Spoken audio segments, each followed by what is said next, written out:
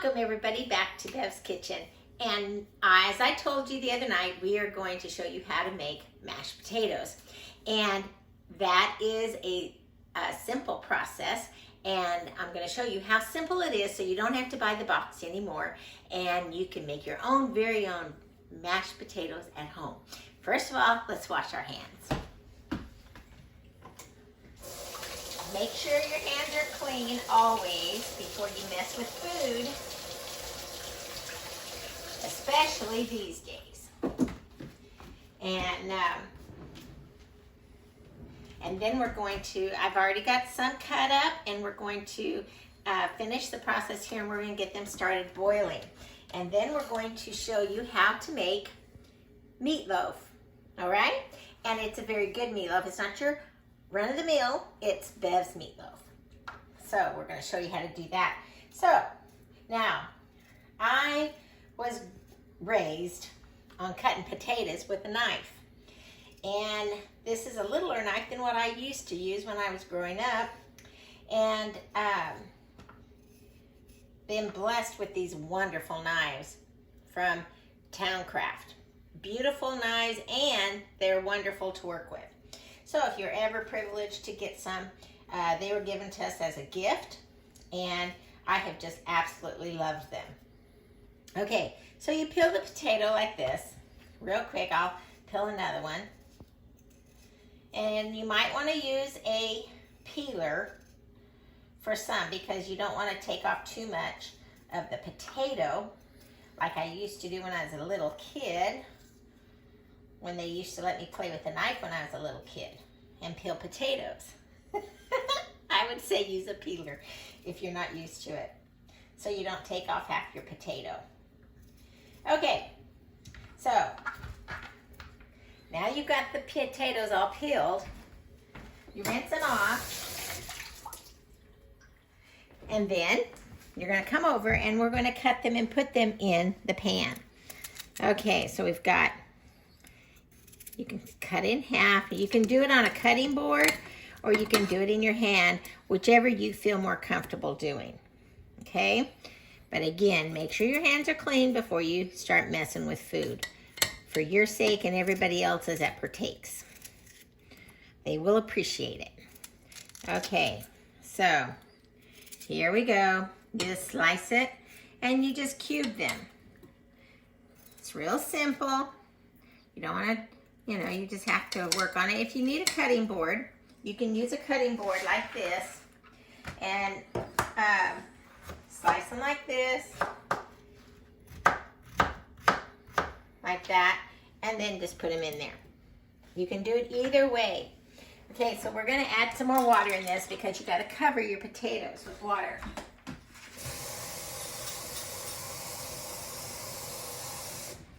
All right. Then you just turn the stove on and let's get them hot. And then they boil, and then they have to be soft. So what I'm saying soft-wise is like a knife or a fork, and you want it to be able to go easy, not hard, okay? And we'll come to that. And then it has to be soft enough to where you can mash them. Okay, so off with that. Let's get rid of this. Now let's move on to the next step, which we're going to do meatloaf. Hold on. Okay, we're going to start off with about 2 pounds of meat, okay? Now, I have written this down on this is my recipe, and I've written it down on a card. So if you have a recipe and you, or you would like this recipe, just let me know, and I will gladly send you the recipe. Okay, on this, we're going to start off with about 2 pounds of meat. So, here we go. 2 pounds of hamburger meat, okay? And you're going to just break it up. Make sure it's all broke up in there. Okay, now, what we have is, we're going to start off with eggs. 3 eggs.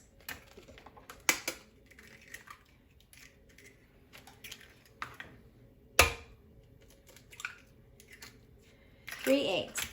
Now, we're going to put in what you're gonna say is like, oh my goodness, I can't believe she's really doing that. But yes, we are. It is 1 bag of the oatmeal maple brown sugar, and it's really yummy. You won't even know what's in there, I guarantee you, because no one knows it's in mine, and they love it. So there we go. So we have that, and then we're going to put one bag, one of these in here. Okay, so you're going to have 1 bag of onion mix. Okay, now we are going to have 1 bag, a little bag like this, or a handful, however it is easy for you to remember. And it's just 1 hand. My hands aren't very big, so if you have really big hands, don't put a big handful of crackers. You won't want that. Okay, so you just do that. And my hands are kind of small, so you just have to crunch them up. And you put the crackers in there. Make sure they're all crunched up really good. Okay, now, let's get back over here so I don't forget anything. Now, I'm going to open this can of diced, fire-roasted, diced tomatoes. And then we're going to put that into our mix, and we're going to mix it up. So, just one little second. Let's open it up.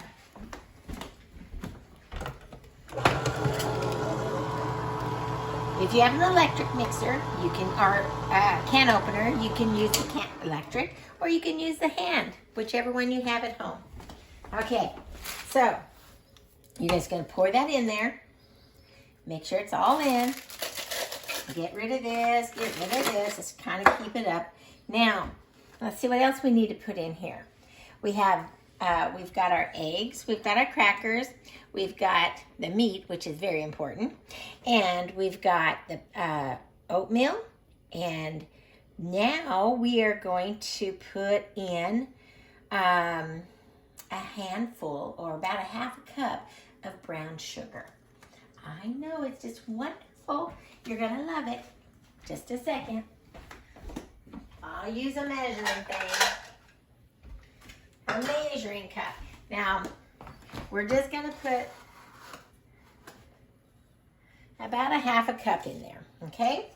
Now, once that's all in there, you wanna mix it up.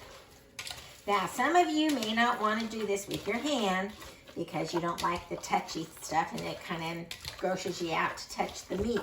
But it mixes it up much better if you're doing it with your hands. And like again, make sure your hands are clean. You don't want to be doing this if your hands haven't been washed and with soap and all that good stuff. So, okay, now, once you got this all good and mixed up here, you're going to say more? Yes, more. It's like the kitchen sink, but it's really yummy. Okay. So once that's all mixed up, your hamburger meat will look similar to this, hopefully. And once it's all mixed up to this point, now we have a few more ingredients that we want to add. Now, we want to add 2 tablespoons. Let me get the tablespoon because if not, you may not remember.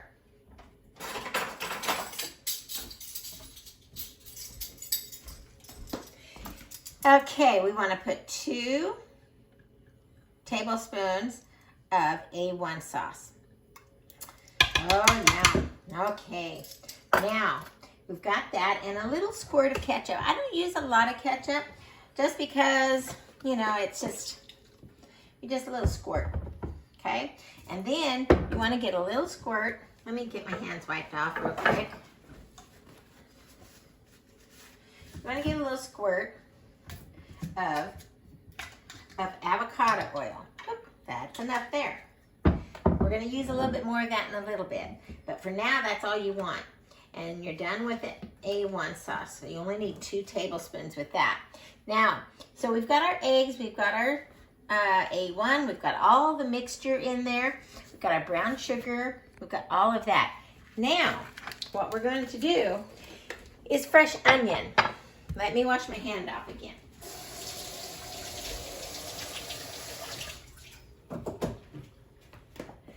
Okay, now on the fresh onion, this is if you don't like onion, I would say not to put onion in there. You might want to just put onion onion powder, but fresh onion, it's just so yummy. And so just cut that off in two and then just dice it up. Now, usually if you want to dice it, you can dice it with a blender or, a dicer if you have a dicer or something.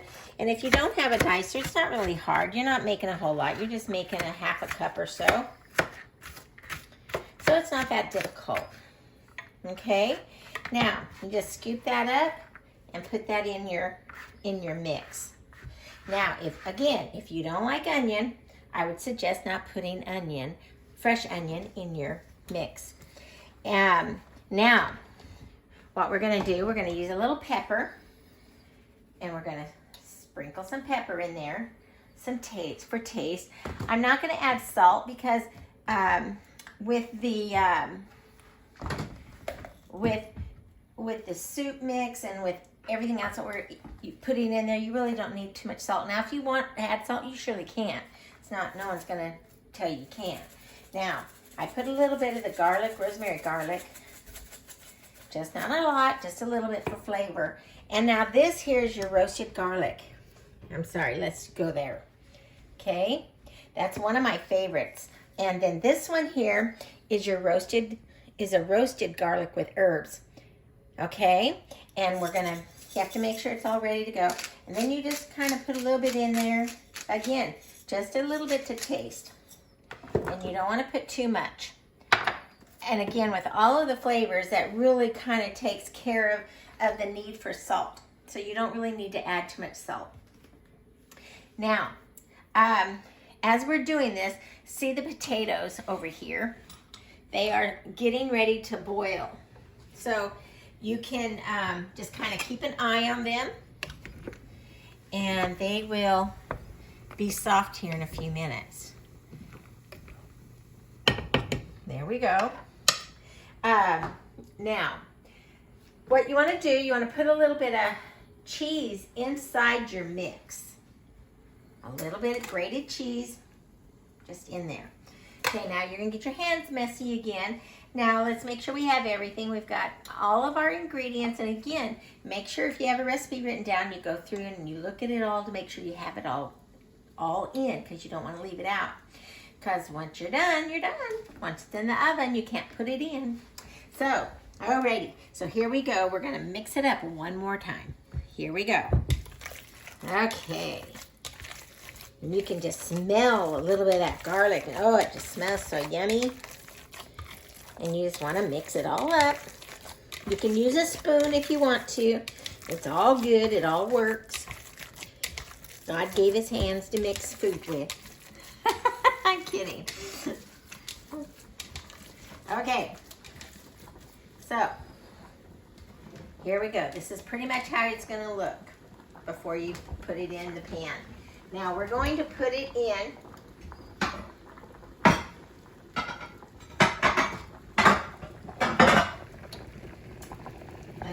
You want to use this other one. Okay, now the potatoes are boiling, getting very excited over there.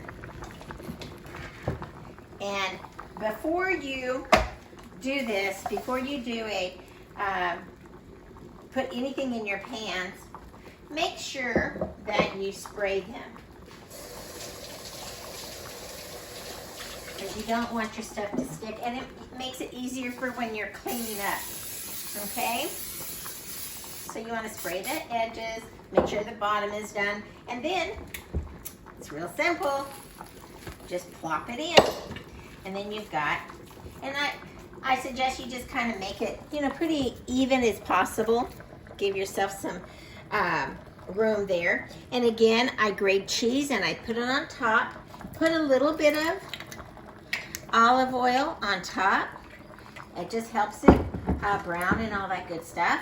And then your ketchup, you just want to zigzag across the top. You don't need a lot, or if you like ketchup, you can put more.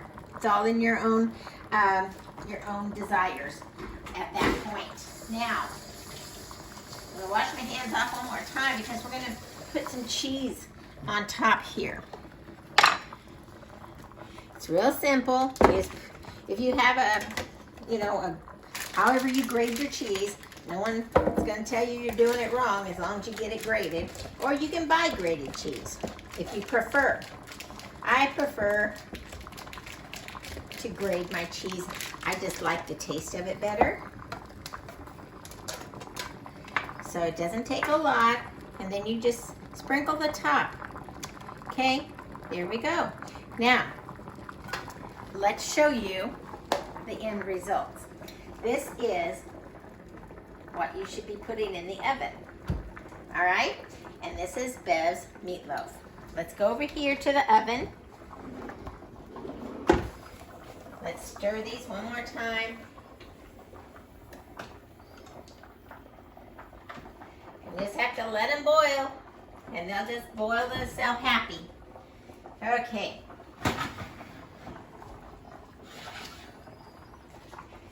Voila. This is your meatloaf ready to serve.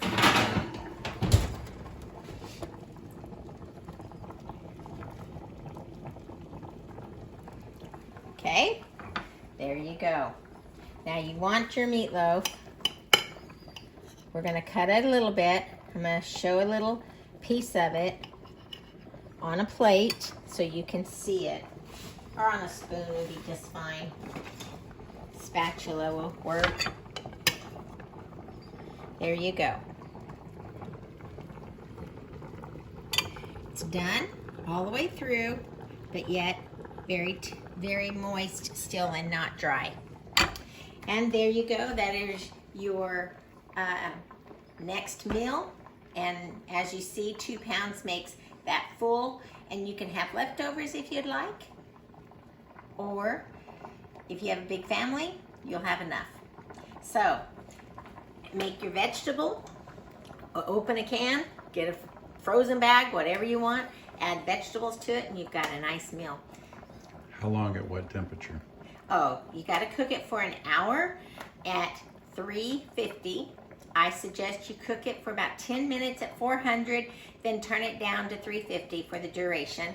And you want to make sure that you may have to cook it for an hour and 15 minutes, but you just want to make sure that the center is done. So the way you test that is, let's put this over here real quick. The way you test that is you just want to cut something out of the middle when it's in the oven, and you want to make sure that your meat is done in the middle. And that way you're not having, because you don't want to you don't want to eat hamburger meat that's not cooked all the way through. All right, well, there we go. And let's see how the potatoes are doing. Let's see, they're almost done. Another 10-15 minutes and they'll be ready, and then we'll take them out and we'll mash them. And so until next time, we'll show you the completion of mashed potatoes. Thanks for joining Bev in Bev's Kitchen.